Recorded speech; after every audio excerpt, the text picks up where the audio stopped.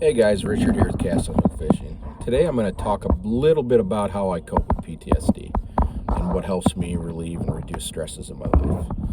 A little bit about me. I was in the Army for 12 years. 2009 I deployed to Iraq. We experienced some murders and things of that nature. After getting back from Iraq, 3 months after actually, my brother took his own life to suicide. So dealing with the effects of war and dealing with the loss of my brother, I just went in a downward spiral. I was fighting a lot, I was swearing, I was drinking, I just was doing things that were detrimental to my health, especially my mental health. I refused to get treatment because I had that stigma and that chip on my shoulder that I'm a man, I'm a veteran, I was in the military, I don't need help, I can help myself. That followed me into my police career. I'm currently a police officer up in the Twin Cities.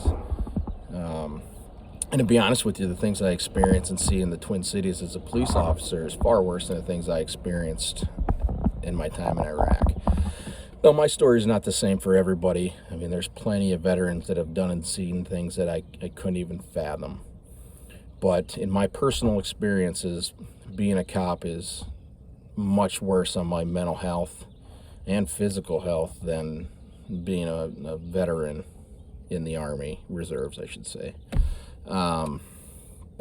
So what do I do? What do I do to help cope with my stresses? For me, talk therapy doesn't work.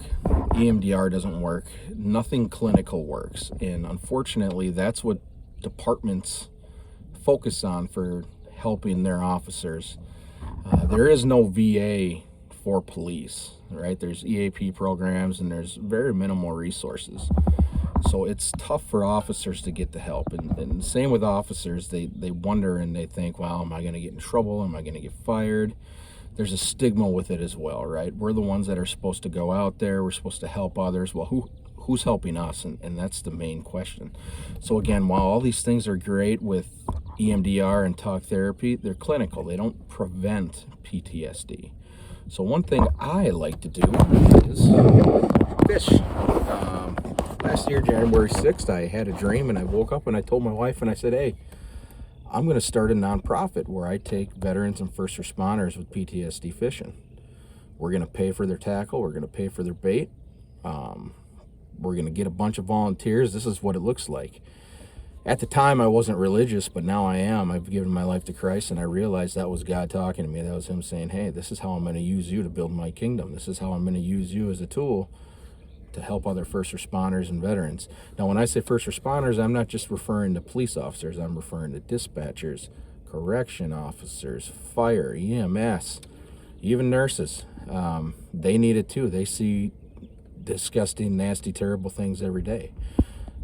Again, talk therapy doesn't work for me, so what I like to do is fish.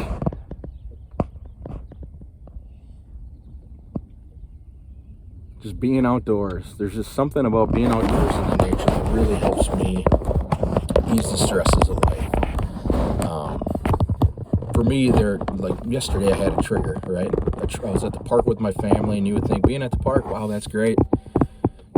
What could go bad at a park, right? Kids are playing, playground, everyone's laughing, but a train went by and my kids started running for the train and my wife was walking with them, and I felt my body tense up and I felt myself getting stressed because I had a flashback from, 4 years ago working in the Eastern District of a person that got hit by a train. We were actually looking on the tracks for body parts. And that image went in my head when my kids went near that train.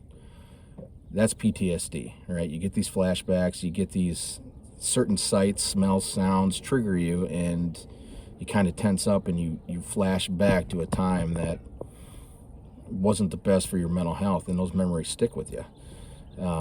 Being out on the water like this, there's really nothing that triggers me here, which is like why I like being outdoors. There's no trains.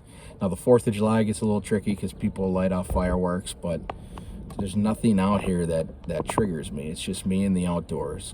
Whether it be going on a walk, going on a bike ride, fishing, hunting, whatever it is, whatever you do that helps you mentally to stay sharp, stay focused, reduce stress, please do it.